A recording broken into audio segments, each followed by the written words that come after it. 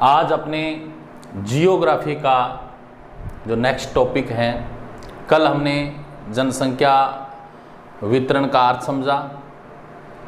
जनसंख्या वितरण भारत के जो भौगोलिक क्षेत्रफल है, इस पर जनसंख्या का फैलाव किस प्रकार से है, इस बात को हमने राज्यवार भारत के अलग अलग भौतिक प्रदेशों में किस प्रकार जनसंख्या फैली हुई है, इसको हमने समझा। तो प्यारे बच्चों, नेक्स्ट है अपना टॉपिक आज का कि जनसंख्या वितरण को प्रभावित करने वाले कारक कौन कौन से। तो प्यारे बच्चों, सबसे ज़्यादा जो जनसंख्या को प्रभावित करने वाले कारक हैं, उनमें एक विशेष कारक हैं भौगोलिक कारक, प्राकृतिक कारक, आर्थिक, सामाजिक और राजनीतिक। ये कारक महत्वपूर्ण रूप से जनसंख्या को प्रभावित करते हैं। इनका कहीं न कहीं जनसंख्या को प्रभावित करने में, अपनी ओर आकर्षित करने में बड़ा ही योगदान रहता है। तो अपने इस जो टॉपिक है, इस टॉपिक में अपने जनसंख्या वितरण को प्रभावित करने वाले कारकों पर चर्चा करेंगे। तो इससे पहले हम चर्चा कर लेते हैं भूगोलवेत्ता कलारक। हमारे जो भूगोलवेत्ता हुए कलारक, वो क्या कहते हैं इसके बारे में। कलारक कहते हैं कि जनसंख्या वितरण है, उसमें जो भूमिका, इस धरातल पे जो जनसंख्या का फैलाव है, तो धरातल पर जो जनसंख्या है वो असमान रूप से क्या है, वितरित है, फैली हुई है। तो ये जो असमानता है, इसकी वजह क्या है, ये किसने बताया, जो भूगोलवेत्ता है कलारक के अनुसार। कलारक क्या कहता है, कलारक कहता है कि एक तो इसके अंदर क्या है, भारत का जो भौगोलिक क्षेत्र है, तो वहां की जो आर्थिक व्यवस्था है, आर्थिक व्यवस्था जिस क्षेत्र की मजबूत है, जहां इनकम के सोर्स ज्यादा हैं, ऐसे क्षेत्रों में लोग क्या है, ज्यादा निवास करते हैं, अधिक संख्या में क्या है, वहां पर निवास कर रहे हैं। यानी आर्थिक व्यवस्था जहां की सुदृढ़ होगी, भारत की बात कर रहे हैं, भारत के जनसंख्या की वितरण की बात कर रहे हैं, तो भारत में जिन क्षेत्रों की, जिन भौगोलिक प्रदेशों की आर्थिक व्यवस्था अच्छी है, ठीक है, इनकम के सोर्स अच्छे हैं, लोगों को रोजगार मिल जाता है, ठीक है, तो ऐसे क्षेत्रों को लोग क्या है, रहने के लिए उनका चयन करते हैं। तो पहला कलारक ने क्या बताया, आर्थिक व्यवस्था, वहां की आर्थिक व्यवस्था भी मायने रखती है जनसंख्या वितरण की दृष्टि से। जनसंख्या जो वितरण है उसको प्रभावित करने में आर्थिक व्यवस्था का महत्वपूर्ण योगदान रहता है। उसके बाद में भारत के अंदर उन क्षेत्रों की, उन भौगोलिक प्रदेशों की बात करते हैं जहां पे नई टेक्नोलॉजी, तकनीकी विकास हुआ है, जिसके अंदर नए नए आविष्कार हुए हैं, नया नया मशीनीकरण है, यंत्रीकरण है, औद्योगिकरण है, ठीक है, जो नए टेक्नोलॉजी है, नई तकनीक आई है, ऐसे क्षेत्रों में लोग क्या हैं, अपने उत्थान के लिए, अपनी प्रगति के लिए उन क्षेत्रों की ओर पलायन करते हैं। तो तकनीकी विकास कहीं ना कहीं क्या है, जनसंख्या को इस धरातल पर प्रभावित करने में अपनी अहम भूमिका अदा करता है। चलो आगे बात करते हैं। कलारक कहते हैं तीसरा, सामाजिक संगठन। समाज, भारत के अंदर सामाजिक व्यवस्था पाई जाती है। तो लोग क्या है, जिन जिन भारत का जो धरातल है, और उस धरातल पर क्या है, विभिन्न जो सामाजिक समुदाय हैं जो कि अपने अपने समाज को अपनी ओर आकर्षित करने का काम करते हैं। इसलिए सामाजिक जो संगठन है, ठीक है, उनके इर्द गिर्द, ठीक है, लोग अपने समाज के बीच ही रहना पसंद करते हैं। तीसरा, सामाजिक संगठन। इसके बाद में सरकारी नीति। भारत का जो भौगोलिक धरातल है और वहाँ पे जो सरकार की नीतियाँ हैं, सरकार की जो योजनाएं हैं, सरकार की जो क्रियान्वयन है, ठीक है, जो कि अच्छे हैं, ठीक है, नीतियाँ अच्छी है सरकार की, उन क्षेत्रों में लोगों को ज़्यादा लाभ मिलता है। इसलिए लोग क्या है, ऐसे क्षेत्रों का चयन करते हैं, ऐसे क्षेत्रों में जाकर बस जाते हैं। तो कलारक ने, जो भूगोलवेत्ता था कलारक के अनुसार जनसंख्या वितरण के अंदर जो भूमिका अदा करने वाले महत्वपूर्ण जो कारक हैं, वो कौन कौन से हुए बच्चों, आर्थिक कारक, तकनीकी विकास, सामाजिक और सरकारी नीति। चलो अब आगे चर्चा करते हैं अपने। तो भारत की जनसंख्या वितरण को प्रभावित करने में क्या है, क्लार्क ने 4 कारक बताए, आर्थिक व्यवस्था, तकनीकी विकास, सामाजिक संगठन और सरकारी नीति। इसके बाद में अपने बात करते हैं कि जो अब इनका विस्तार से अपने वर्णन पढ़ेंगे विस्तार पूर्वक कि जो ये भौगोलिक, प्राकृतिक, आर्थिक, सामाजिक और राजनीतिक कारकों का विस्तार पूर्वक अपने चर्चा करेंगे एक एक टॉपिक पे। तो पहले अपने आ जाते हैं जलवायु। जलवायु क्या होती है? किसी भी प्रदेश में पाई जाने वाली प्राकृतिक वो अवस्था होती है, सर्दी गर्मी, जिसका प्रभाव क्या है, जीव जंतुओं पर, वहां पर निवास करने वाले जो जीव जंतु होते हैं उन पर पड़ता है। वो क्या होती है? जलवायु। तो प्यारे बच्चों, जलवायु का भी जनसंख्या वितरण के अंदर बहुत बड़ा प्रभाव देखने को मिलता है भारत के भौगोलिक प्रदेशों में। तो जलवायु क्या होती है? प्राकृतिक दशा है और सर्दी गर्मी का जो प्रभाव है वहां पे निवास करने वाले जो जीव जंतु है उन पर देखने को मिलता है। तो जलवायु का बड़ा महत्वपूर्ण है। तो इस भारत की जो जलवायु है, ठीक है, तो जलवायु के आधार पर क्या है, जहां की जलवायु क्या है, अत्यधिक कठोर है, ठीक है, जीव जंतुओं के लिए अनुकूल नहीं है, तो ऐसे जगह लोग क्या है, ऐसे जो क्षेत्र भारत के अंदर है तो वो क्या है, कम आबाद है। तो अपने बात करते हैं जलवायु के आधार पर बात करें तो भारत की बात कर रहे हैं तो भारत की जलवायु जहां पे अत्यधिक शीतल जलवायु है।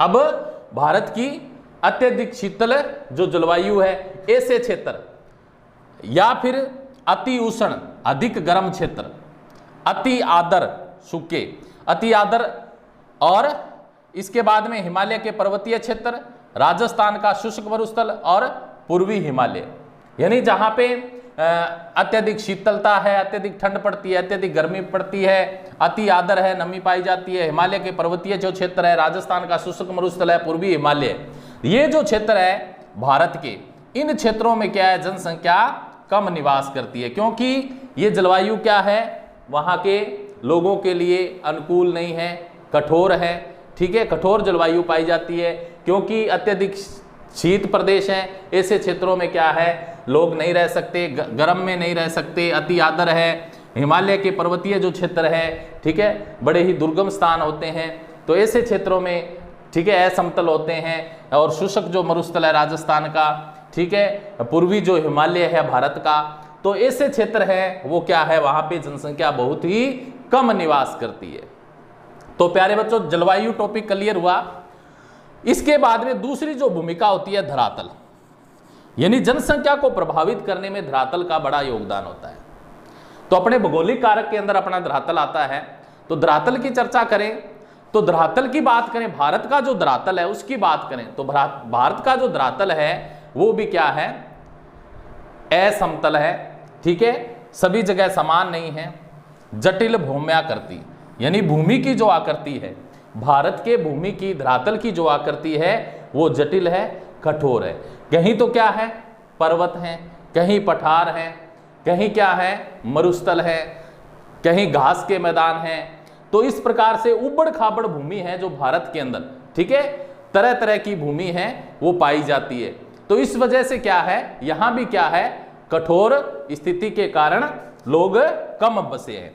तो ऐसे क्षेत्र जो जटिल भूम्याकृति है, ठीक है, उबड़ खाबड़ जगह है, ठीक है, पर्वत है, पठार है, मरुस्थल है, ऐसे जो क्षेत्र है, ऐसे क्षेत्रों में लोग कम निवास करते हैं। विषम धरातल, जहां का धरातल क्या है, समान नहीं है, ठीक है, असमतल है, समतल नहीं है। असमतल जगह पे क्या है, न तो वहां पे आवास बन सकते और न ही कृषि की जा सकती, कृषि योग्य भूमि की कमी होती है, ऐसे क्षेत्रों में लोग कम निवास करते हैं। कृषि कार्यों में जहां पे कठिनाई आती है, दिक्कत आती है, क्योंकि उबड़ खाबड़ भूमि होती है तो वहां पे कृषि कार्य नहीं किया जा सकता। परिवहन की बाधा, उबड़ खाबड़ भूमि में क्या है, परिवहन सड़कों का निर्माण भी नहीं किया जा सकता, रेलवे लाइन भी नहीं बिछाई जा सकती। तो ऐसे जो क्षेत्र भारत के अंदर है धरातल, ठीक है, तो ऐसे क्षेत्रों में क्या है, ऐसे क्षेत्र भारत के अंदर कम आबाद है, जहां की जटिल भूम्याकृति है, ठीक है, आकृति, और उबड़ खाबड़ है, विषम धरातल है, समतल नहीं है, कृषि योग्य भूमि की कमी है, कृषि कार्यों में कठिनाई है, परिवहन की बाधा है। ऐसे जो क्षेत्र भारत के अंदर पाए जाते हैं, ऐसे क्षेत्रों में क्या है, जनसंख्या कम पाई जाती है। ये क्षेत्र क्या होते हैं, कम आबाद होते हैं। तो क्लियर बच्चों, धरातल जो टॉपिक है अपना क्लियर हुआ। इसके बाद आगे चर्चा करते हैं जल प्राप्ति के जो स्रोत। प्राचीन सभ्यताओं में हम पढ़ते हैं जितनी भी सभ्यताएं थी वो नदी घाटियों के आसपास ही उनका उद्भव हुआ। तो भारत के अंदर जितनी भी नदियों के आसपास के क्षेत्र हैं उन क्षेत्रों में क्या है, अनेक सभ्यताओं का विकास हुआ। तो इस वजह से जहां भी जल प्राप्ति के स्रोत हैं ऐसे क्षेत्रों के अंदर लोग क्या है, सघन बसे हुए हैं। भारत के अंदर, भारत में ऐसे स्थान जहां से नदियां हैं निकल रही है, नहरें निकल रही है, पानी की का उचित प्रबंध है, ऐसे जो स्थान है भारत के अंदर, ऐसे क्षेत्रों में लोग क्या हैं, अधिक निवास कर रहे हैं, सघन आबाद हैं, लोग हैं जो अधिक संख्या में निवास कर रहे हैं। तो चलो अब जल प्राप्ति के स्रोत वाले जो क्षेत्र हैं उन क्षेत्रों की बात कर लेते हैं। तो उत्तरी भारत में वर्षा के साथ साथ पूर्व से पश्चिम की ओर घटता है। पूर्व से पश्चिम, भारत का जो पूर्व से पश्चिम की ओर क्या है, जो जनसंख्या है वो घटती जाती है। ठीक है, उत्तरी भारत में वर्षा की कमी के साथ साथ जैसे कमी होती है, पूर्व से लेकर पश्चिम की ओर क्या है, लोगों की संख्या में कमी आती जाती है। राजस्थान की बात करें, राजस्थान में शुष्क उत्तर पश्चिम भाग नहरों द्वारा जलापूर्ति के कारण, राजस्थान का उत्तर और पश्चिम जो भाग, उत्तरवाड़ा और पश्चिम वाड़ा भाग, तो पश्चिम जो उत्तर पश्चिम भाग है नहरें निकल गई, इस वजह से लोग क्या है, यहाँ घनी आबादी पाई जाती है, सघन आबाद है। तो ये जो क्षेत्र है, ठीक है, उत्तरी भारत में और पूर्व से पश्चिम की ओर, ठीक है, तो ये जो क्षेत्र है उत्तरी भारत में जनसंख्या सघन आबाद है। उत्तरी भारत के अंदर क्या है, उत्तर के जो मैदान है, ठीक है, तो इसलिए वहां पे क्या है, जलापूर्ति की अनेक नदियां हैं जो इधर से आती है। तो इस वजह से क्या है, इन क्षेत्रों में क्या है, लोग ज्यादा निवास कर रहे हैं। और नदी घाटी व डेल्टाओं में अपनी घनी आबादी, नदी घाटी, अनेक जो नदी घाटियां नदियां आ रही है, ठीक है, उत्तर पूर्व से इधर से नदियां आ रही है, हिमालय से नदियां आ रही है, तो इन नदियों के आसपास के जो क्षेत्र हैं, ठीक है, वहां पे जलापूर्ति है, जल की आपूर्ति पर्याप्त मात्रा में हो रही है। तो ऐसे क्षेत्रों में लोगों को पर्याप्त सुविधाएं मिलती है, तो इसलिए लोग क्या है, ऐसे क्षेत्रों में निवास कर रहे हैं। तो प्यारे बच्चों, ये क्या होता है, तीसरा वास नदी घाटी व डेल्टाओं में घनी आबादी। तो जलापूर्ति के अंदर क्या हुआ, जहां पे जल की आपूर्ति हो रही है।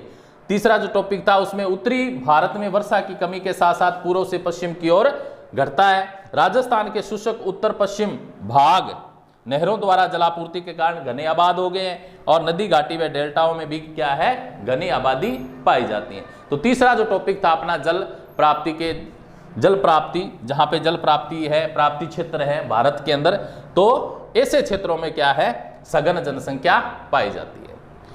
चलो बच्चों, इसके बाद में नेक्स्ट जो अपने चर्चा करते हैं, नेक्स्ट जो टॉपिक आता है अपना, वो है खनिज संसाधन। कौन सा है बच्चों, खनिज संसाधन। अब भारत का जो भौगोलिक क्षेत्र है, भारत का जो भौगोलिक क्षेत्र है, उस क्षेत्र पर जितने भी खनिज पाए जाते हैं, खनिज जो भूमि से खनन क्रिया के द्वारा निकाले जाते हैं उन्हें खनिज कहते हैं। संसाधन जो हमें प्रकृति द्वारा प्राप्त हुए हैं, जिनका उपयोग हम हमारी आवश्यकताओं की पूर्ति के लिए करते हैं, संसाधन हो गए। जो हम जिनका उपयोग करते हैं, ठीक है, हम काम में लेते हैं, वो सारे क्या होते हैं, संसाधन होते हैं। तो जो भी ये भी जनसंख्या वितरण के अंदर खनिज संसाधनों का भी बहुत बड़ा योगदान होता है। क्यों, जो भारत के अंदर ऐसे 3 क्षेत्र है जहां पे अत्यधिक मात्रा में खनिज पाया जाता है। कौन कौन से क्षेत्र है, एक क्षेत्र है दामोदर घाटी। कौन सा है बच्चों, दामोदर घाटी। दूसरा है छोटा नागपुर, तीसरा है कोलार क्षेत्र। ये जो तीनों क्षेत्र है, दामोदर घाटी, छोटा नागपुर, कोलार क्षेत्र, इन तीनों क्षेत्रों में क्या है, जनसंख्या का दबाव अधिक है। क्योंकि इस क्षेत्र में क्या है, औद्योगिक क्षेत्र, अनेक कल कारखाने स्थापित हो गए, ठीक है, खनिज निकाले जाते हैं, लोगों को काम मिल जाता है। तो ऐसे क्षेत्रों में क्या है, लोगों को पर्याप्त सुविधाएं मिलती है। इसलिए लोग क्या है, ऐसे जो क्षेत्र है भारत के जहां पे खनिज संसाधन पाए जाते हैं, उन क्षेत्रों में जनसंख्या का दबाव है वो ज्यादा देखने को मिलता है। चलो नेक्स्ट जो अपना टॉपिक है उसकी बात करते हैं, जनसंख्या वितरण से संबंधित है। तो इसके बाद में आता है परिवहन सुविधा। भारत की बात करें तो भारत के अंदर जितने भी मैदानी क्षेत्र पाए जाते हैं, जो मैदान है, उत्तर का विशाल मैदान है, ठीक है, तो या प्रायद्वीपीय जो क्षेत्र है, तो ऐसे जो क्षेत्र हैं तो उनके अंदर क्या है, परिवहन सुविधा। मैदानी जो क्षेत्र होते हैं वहां पे सड़क बनाना आसान होता है, रेलवे लाइन बिछाना आसान होता है, ठीक ठीक है, तो कृषि कार्य करना आसान होता है। ऐसे जो मैदानी क्षेत्र होते हैं, ऐसे क्षेत्रों में लोगों को क्या है, पर्याप्त सुविधाएं होती है, इसलिए लोग क्या है, ऐसे क्षेत्रों को रहने के लिए ज्यादा चयन करते हैं। तो भारत के जो मैदानी क्षेत्र हैं, उन क्षेत्रों में क्या है, जनसंख्या अधिक देखने को मिलती है। किसकी बजाय? पर्वतीय पठारी क्षेत्रों की तुलना में क्या है, मैदानी क्षेत्र अधिक सघन आबाद है। यहाँ पे भारत के जो मैदानी क्षेत्र हैं, उन क्षेत्रों में क्या है, जनसंख्या अधिक संख्या में निवास कर रही है। परिवहन सुविधा के अंदर क्या हुआ, जो मैदानी क्षेत्र आते हैं, ठीक है, क्योंकि मैदानी क्षेत्र क्या है, परिवहन व्यवस्था के लिए अनुकूल होते हैं। तो ऐसे क्षेत्रों में क्या है, पर्वतीय पठारी क्षेत्रों की तुलना में लोग हैं जो अधिक संख्या में निवास करते हैं। इसके बाद में प्यारे बच्चों नेक्स्ट जो टॉपिक आता है अपना, जनसंख्या वितरण को प्रभावित करने वाला सामाजिक एवं मनोवैज्ञानिक कारक। इसके अंदर लोग, सामाजिक संगठन, भारत के इस धरातल पर विभिन्न जो सामाजिक समुदाय हैं, ठीक है, तो वो अपने अपने समाज के जो लोग हैं उनको आकर्षित करते हैं। तो ऐसे क्षेत्रों का चयन करते हैं जहाँ पे लोगों का सामाजिक जो ढांचा होता है, सामाजिक संरचना होती है, ठीक है, उसके बीच में रहना लोग पसंद करते हैं। इसके अलावा लोगों के जो रीति रिवाज हैं वो भी प्रभावित करते हैं। इसके बाद शिक्षा के बेहतर जहां अवसर लोगों को मिलते हैं, उन क्षेत्रों में लोगों का दबाव ज़्यादा देखने को मिलता है। जहां पे लोगों को चिकित्सा सुविधाएं भारत के अंदर, ठीक है, जिन इलाकों में बेहतर चिकित्सा सुविधाएं मिलती है, ठीक है, जातिवाद भी इसमें एक अहम भूमिका अदा करता है। धार्मिक जो संरचना है, अनेक जो धर्म है, वो भी लोगों को अपनी ओर आकर्षित करते हैं। सामाजिक एवं धार्मिक जो मूल्य मान्यताएं होती है, तो इन बिंदुओं के साथ, ठीक है, जो लोग हैं अलग अलग क्षेत्रों में भारत के अंदर फैले हुए, ठीक है, लोग अपने अपने सामाजिक संगठन को देखते हैं, सामाजिक संरचना को देखते हैं, वहाँ के रीति रिवाजों को, शिक्षा को, चिकित्सा, जातिवाद, धार्मिक, सामाजिक एवं धार्मिक मूल्य, ये सामाजिक एवं कुछ मनोवैज्ञानिक कारक हैं जो लोगों को इस धरातल पर जो वितरण है लोगों का देखने को मिल रहा है, ठीक है, तो इनकी वजह से है। इसके बाद में नेक्स्ट जो टॉपिक आता है अपना, राजनीतिक एवं आर्थिक कारक कौन से हैं। अब भारत की बात करें तो भारत की जो राजनीतिक व्यवस्था है, तो अगर जहां पे राजनीतिक उथल पुथल ज्यादा है, असंतोष का वातावरण है, लोग अपने आप को असुरक्षित समझ रहे हैं, तो ऐसा जो राजनीतिक जो वातावरण है, ठीक है, जहां का जो सुरक्षित नहीं लोग समझते और असंतुष्ट है राजनीतिक व्यवस्था थे, ऐसे क्षेत्रों में कम लोग रहते हैं। और दूसरा जो कारण है आर्थिक कारक के अंदर, भारत के अंदर जितने भी जो क्षेत्र हैं, ठीक है, जो औद्योगिक क्षेत्र है भारत के अंदर, जहाँ पे कल कारखाने स्थापित हैं या बड़े जो शहर हैं, नगरीकरण है, जहाँ पे लोगों को रोजगार मिल जाता है, बेहतर चिकित्सा, बेहतर शिक्षा, ठीक है, तो ऐसे जो क्षेत्र होते हैं भारत के अंदर, वहाँ पे जनसंख्या का दबाव अधिक देखने को मिलता है। तो प्यारे बच्चों, अपने आज जनसंख्या वितरण को प्रभावित करने वाले कारक किए, जिनमें क्या था, क्लार्क ने क्या बताया, आर्थिक व्यवस्था, तकनीकी विकास, सामाजिक संगठन और सरकारी नीति। इसके बाद में हमने जो कारक पढ़े, भौगोलिक, प्राकृतिक, आर्थिक, सामाजिक और राजनीतिक कारकों की विस्तार से चर्चा की, जिसमें जलवायु के बारे में, जलवायु भी का अहम जो भूमिका होती है जनसंख्या वितरण को प्रभावित करने में, धरातल की भी अहम भूमिका होती है जनसंख्या वितरण को प्रभावित करने में, जल प्राप्ति के स्रोत है, ठीक है, तो उसकी भी जनसंख्या वितरण को प्रभावित करने में विशेष योगदान रहता है। और वहाँ का जो खनिज है भारत के अंदर पाए जाने वाले, ठीक है, उनका भी बड़ा योगदान रहता है। परिवहन सुविधा, सामाजिक एवं मनोवैज्ञानिक कारक, राजनीतिक एवं आर्थिक कारक आदि। तो प्यारे बच्चों, हमने आज भारत के जनसंख्या वितरण को प्रभावित करने वाले कारकों पर चर्चा की। नेक्स्ट इसके बाद में अपना जो टॉपिक होगा वो होगा जनसंख्या घनत्व। तो इसके बाद हम चर्चा करेंगे जनसंख्या घनत्व के बारे में। तब तक के लिए धन्यवाद।